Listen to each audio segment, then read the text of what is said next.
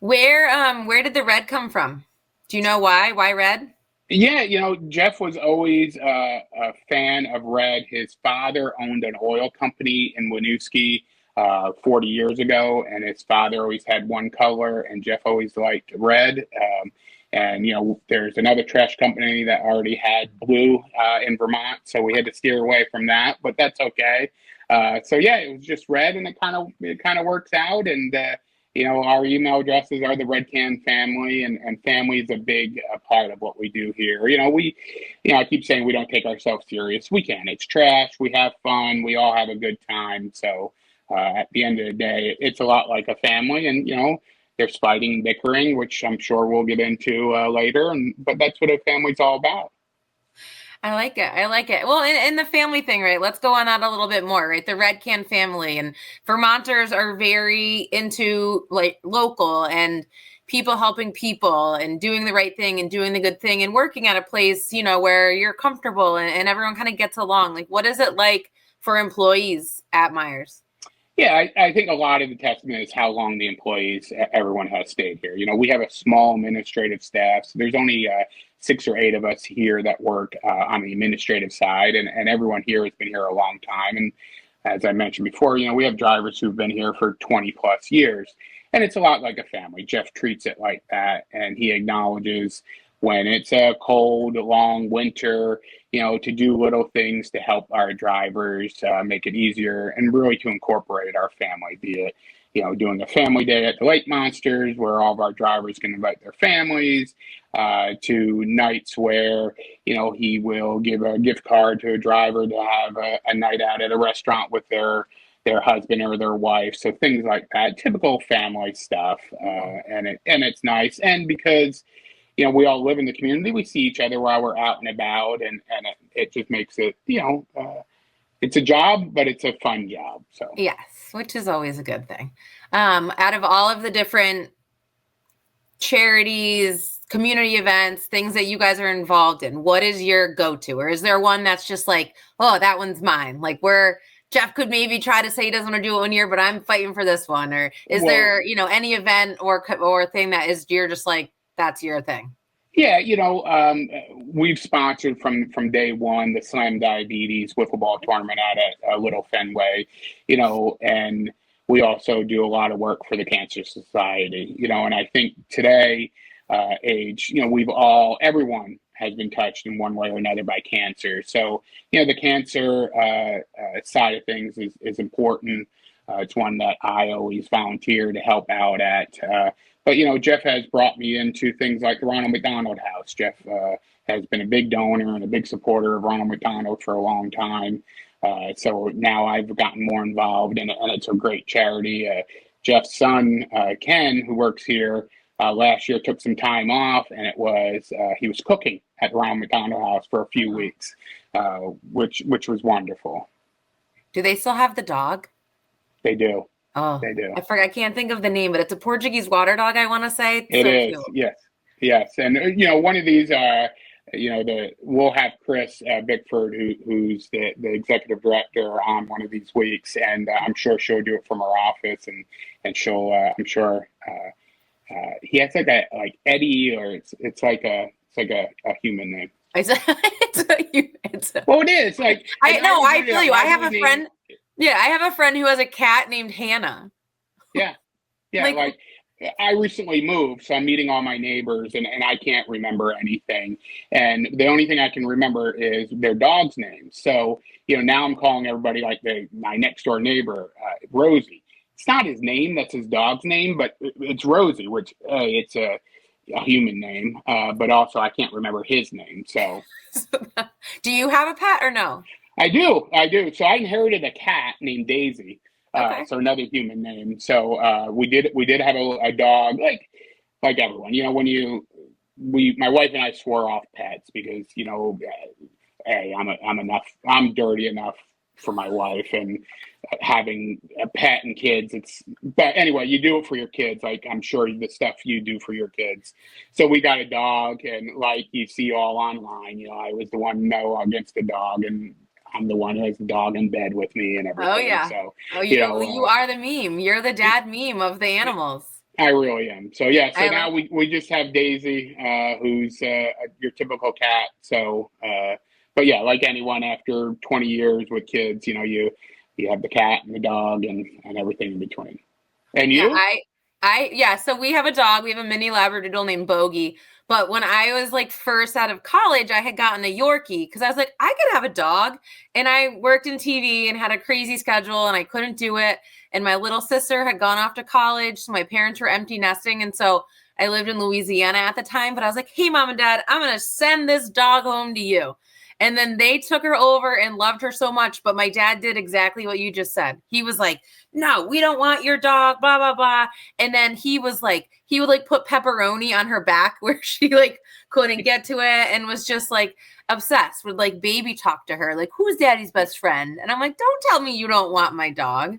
Exactly, Needless to exactly. say, when we got Bogey, there was a lot of, that's your dog. You're not giving your dog to us this time. And we've, Now I know you're a golf fan. Is that how it's got its name? yes. Yep. Okay, well, there you go. Yeah, my husband's a big golfer, so it was going to be if it was a girl, we were going to go with putter, and then if it was a boy, it was bogey. So a lot of times, some of the older neighbors think it's maybe because of like Humphrey Bogart, but most people realize it's like a bogey, like in golf, and then they make the joke of like, oh, so was getting him a mistake because we got him, and then like a year later had a kid, and then another kid, but. He's our oldest. Sometimes he's the biggest pain out of the three of them, but he comes and he snuggles and he's lovable. So he's thankfully not here right now. My father-in-law is kind of obsessed with him. So he came and took him to go run errands with him for the day. But I'm sure he will make an appearance, probably like laying on the couch one of these weeks.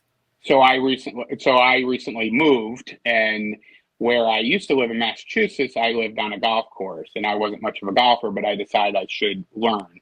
So I recently moved just the last couple of months, and I had a young man, a college student, a friend of my daughter's, help me clean out.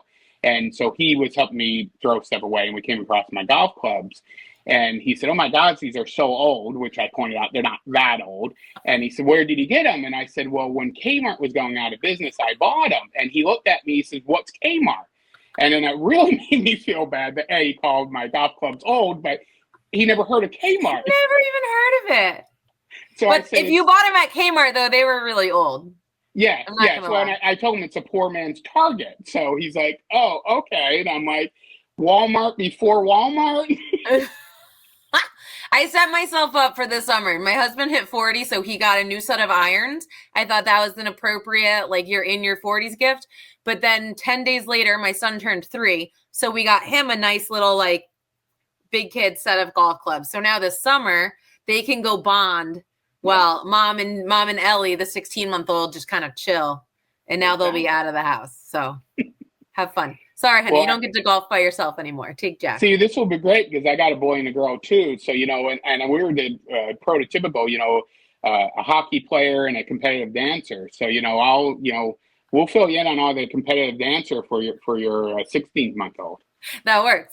That works. I like it. At this point, I feel like she's going to be a cheerleader because she does a lot of yelling. Well, She's in that. I had a good friend who was a freelance photographer, a videographer, and he worked on Dance Moms, the show, for years. So Oh, he was giving me all the dirt about everything that went in with that. the dirt that didn't make the cut because Yeah, I feel like there was exactly. a lot of it on there. Yeah. All right, bringing us back to Myers before we wrap it up here. What's something about Myers maybe that you think the general public doesn't really know, but you wish that they did? I know I'm putting you on the spot here. I didn't warn you of that. Yeah, it's a great question. I think it's the things that I didn't understand before I came to work here. Um, I didn't, I can remember before working for Myers that I got home and my wife said, "Our trash wasn't picked up. Can you call them to see why the trash wasn't picked up?" And I didn't know who my trash hauler was. So I had to go out and look up the can. So my point is, you only think about trash when there's a problem with trash, when it doesn't get picked up or for whatever reason the can gets hit or whatever it is. So how much really goes into picking up the trash? And from when you take that frozen pizza out of the wrapper and you put it in your recycle container and you forget about it and you really forget about who picks it up and where it goes. So the process from all the different people who are involved in recycling that cardboard box, from the guy on the truck who's literally picking up the container to dumping into the truck, and everything that goes into the truck, from the mechanics and the office people, onto when that truck is dumped on, we call it dumping it on the floor, and it's sorted, and then it's packaged again, and then it's recycled.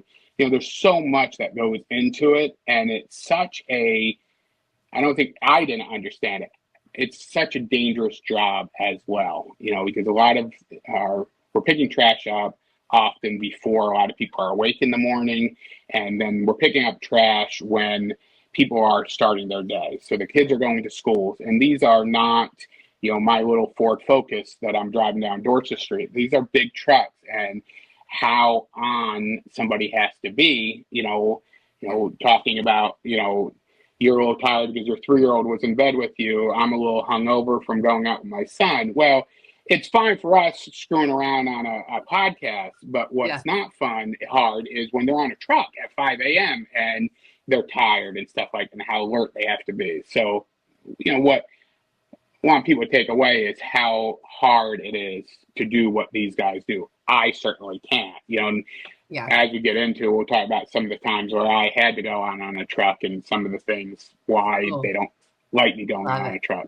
I love it. Well, and I think it's a really good reminder, because a lot of times stuff like that is just kind of out of sight, out of mind for people. They just expect their trash to get picked up. And if it doesn't, they just want to know why. And they're just mad about it and don't realize there's likely a trickle down snowball effect. It's not just them personally, like, oh, we were mad at you, so we didn't come. And I often have the 3-year-old staring out the window watching the garbage truck. And I love it when the driver sees him and like waves or something, because while I know it makes Jack's day, I like to think that I realize that being a garbage truck driver is not the most glamorous of jobs, but I like to think that it maybe makes them feel a little good to see, little smiles and knowing that they're making little kids happy. It is, and that's why a lot of our drivers volunteer to bring a truck to childcare centers, and the Boys and Girls Club does a fun afternoon event. So they bring the trucks, and where they donate their time to do it, because they do understand how exciting it is, and how many birthday parties we participated in with trucks, which we'll talk about later. And that would be amazing, especially now that Trash Truck is like a show on Netflix. Exactly. And we are the owners of one of those. I got to think about where it is. I think it's in Jackson, but we've gotten the little Myers little mini red container before. Yeah. Well, I have a few thousand here if you need one. If I need some more. Perfect. I'm sure there's lots of Touch It trucks in the future. And so, that's kind of to wrap this up. That's kind of the point of this podcast, right? It's great to have this forum in this area where we can more candidly talk about what's going on, talk about what goes into running a business like this, talk about the people working there, and talking about the things that you guys do for the community and the ways that you give back. But we'll also find some ways to talk a little trash, whether we're making fun of people's animal names or, I'm going to try I got to figure out if this girl got married. The ring. Well, yes, I'll go back there, but don't worry. We'll have a lot of fun, and I have a lot of opinions, so. All right, well, you have your opinions, and then I'll help you funnel them down if we need to keep them in a certain lane one way or another. Sounds great. All right. Joe, thank you so much for being my co-host. I'm looking forward to having a ton of fun with you as we continue to trash talk and give back with Myers Containers.